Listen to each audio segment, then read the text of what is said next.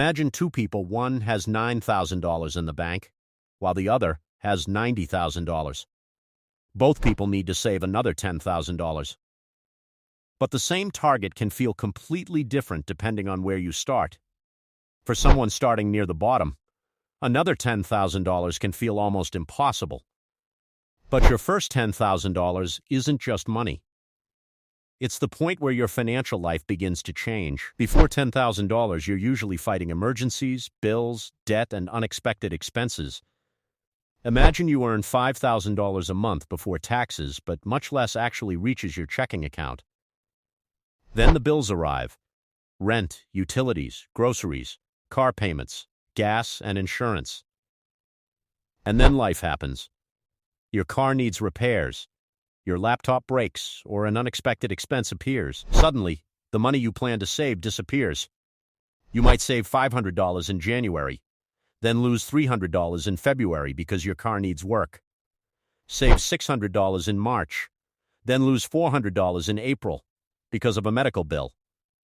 On paper, you're making progress, but in your bank account, it barely looks like it. That's why the first $10,000 can feel like you're running on a treadmill. Suppose you've managed to save $3,000. You finally feel proud. Then your car breaks down. The repair costs $1,200. Now you're back at $1,800. A few months later, another emergency costs $800. Now you're down to just $1,000. A $1,000 problem is enormous when you have only $1,500. But that same emergency feels very different when you have $20,000. Your first $10,000 isn't only about saving, it's about building a financial shock absorber. When your bank account has only $400, spending $100 feels different. But when your account reaches $5,000, then $7,000, then $9,000, something changes. You start asking yourself, do I actually need this? Wealth isn't only created by earning more. It's also created by protecting what you already have. When you have very little saved, your biggest financial asset isn't your investment portfolio. It's your behavior. Finding an extra $200 a month can matter more than earning a few percent on a small balance. If you have $2,000 invested and earn 7%, that's roughly $140. But freeing up $300 every month gives you $3,600 a year. You are the engine. Your income, savings rate, and discipline are what power the early stage. Now imagine you've finally reached $10,000. You don't suddenly become rich. Your car breaks? You have options. Your phone breaks? You don't automatically reach for a credit card. The real value of the first $10,000 is that it buys you time. When you have no savings, financial desperation can force bad decisions. But cash gives you something completely different. Choice. You save $500 every month. At that rate, going from $0 to $10,000 takes about 20 months. That's almost 2 years of consistent saving. But once you're already at $10,000, your situation is different. Money grows differently when you have more of it. A 7% return on $1,000 is about $70. On $10,000, it's about $700. A 7% return on $50,000 is about $3,500. A 7% return on $100,000 is about $7,000. The percentage didn't change. The base changed. If you've already reached $10,000, you don't necessarily need to personally save another $90,000. Your contributions can do part of the work, while invested money can potentially grow over time. But compounding isn't magic.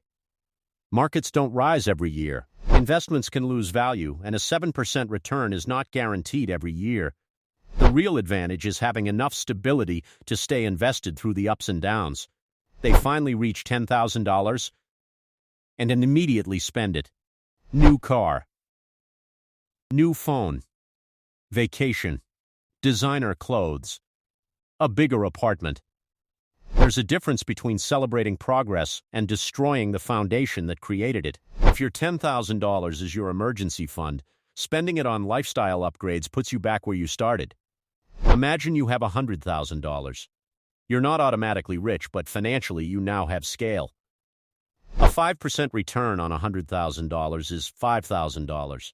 On $10,000, it's only $500. Same percentage, 10 times the money. You're building the machine. Later, the machine can start helping you. Maybe $10,000 isn't actually the magic number. For someone in a low-cost area, $10,000 could be a significant emergency cushion. For someone with a high income and expensive household, $10,000 may not be enough. The real milestone is reaching a point where an ordinary emergency doesn't completely destroy your plan. Before that point, one emergency can reset you. After that point, an emergency becomes an inconvenience. Then your savings begin to stack. $25,000, $50,000, $75,000, and eventually $100,000. You don't start with unrealistic internet challenges. You start with the biggest 3 numbers in your life. Income, housing, transportation. Cutting 5 small subscriptions might save $50, but changing a $700 monthly car expense can have a much bigger impact. Reducing unnecessary housing costs can dramatically change your financial trajectory. Increasing your income by $500 or $1,000 per month can be even more powerful. Personal finance isn't just about cutting expenses. Sometimes the smartest move is earning more. If your income rises by $1,000, but your lifestyle also rises by $1,000, you haven't created much freedom. If your income disappeared tomorrow, how long could your savings support your essential expenses? Ignore vacations, shopping, and entertainment.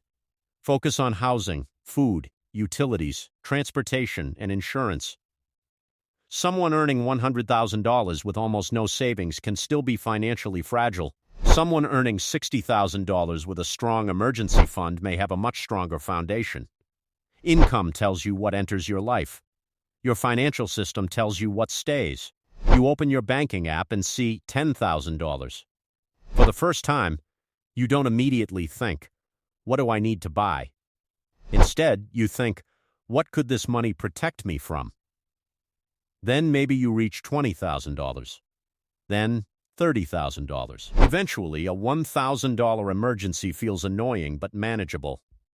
The money itself isn't what makes the first $10,000 valuable. The person you become while building it is. You learn to delay gratification, control spending, and increase income. You learn how to survive an unexpected expense without immediately going into debt.